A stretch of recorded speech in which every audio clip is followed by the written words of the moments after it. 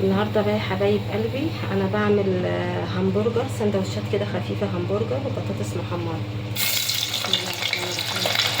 بحمر البطاطس الاول.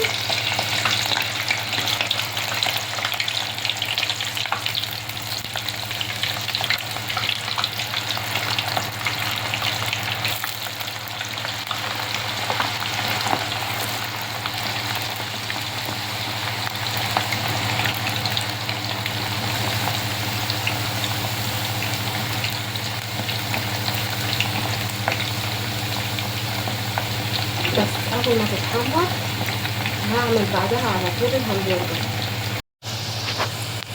دلوقتي بقى يا حبايبي حطيت اهو الجريل، حطيت شويه الزيت دول مش كتير.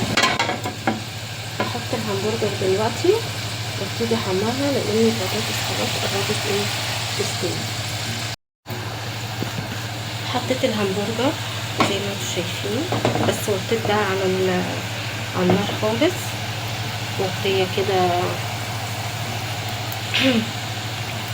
وطيه كده زي ما انتم شايفين، مش مخليها عاليه قوي.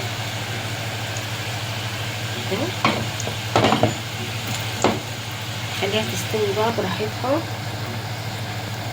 خليكم معايا. خلاص يا حبايبي طلعت البطاطس، شايفين كده لونها. دلوقتي بقى لسه الهمبرجر اهي قلبتها على الناحيه التانية، مغطيه عليها عشان بس ايه تستوي كده براحتها. خليكوا بقى معايا. لسه يا حبايبي اهو ما اتحمرش، دي بس اللي اتحمرت شويه، دي بقلب فيهم كده، وبرده حاطاها على النار على الهادي خالص كده زي ما انتم شايفين، عشان خاطر ايه ما تتلسعش مني.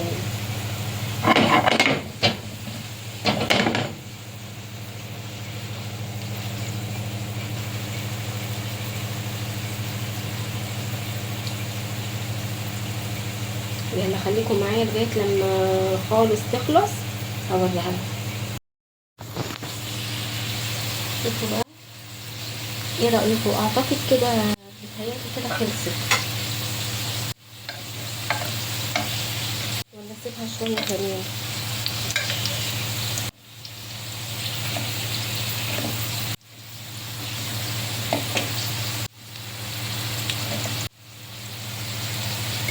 ممكن انا اقلبها شويه كده. انا عديت عليها بقى شويه عشان انا في الاول خالص عملتها على الهادي. ايه رايكم؟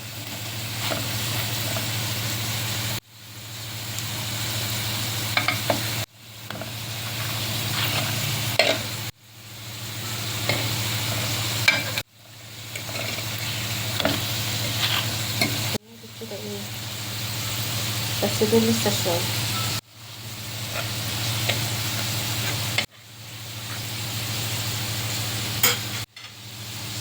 خلاص يعني هي تعتبر انا يعني سويتها على الهادي قوي، ما كنتش معليه على النار قوي. ودلوقتي بقى ايه معليه على اساس ايه، خلاص بقى تاخد تحميره كده من ناحيتين. هحط في الساندوتش قدامكم واوريكم انا بحط الساندوتش بتاعي ازاي. خلاص يا حبايبي طلعت الهمبرجر اهي، شوفوا شكلها عامل ازاي، استوت وتحميرها حلوه قوي. وحطيت الكاتشب والمايونيز وقطعت الطماطم والبطاطس اهي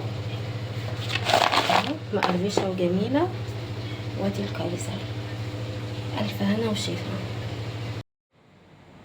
بصوا بقى يا جماعه انا بعمل الساندوتش بتاعي ازاي.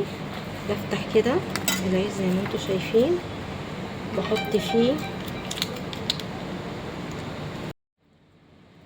بقى المايونيز كده كده اهو، وبحط الكاتشب كده كمان. تمام. وبجيب واحدة همبرجر وبحطها كده اهو، وبجيب طماطمايه كده، مبحبش الطماطم كتير كده اهو. وممكن احط ايه بطاطس كمان معاها، تبقى جميلة اوي يعني ممكن احط كده كام واحدة بطاطس بس. ساندوتش جميل. اول عايز بقى يكتر من المايونيز والكاتشب براحته زي ما هو عايز، موجود وحاطين كل حاجة. الف هنا وشفا.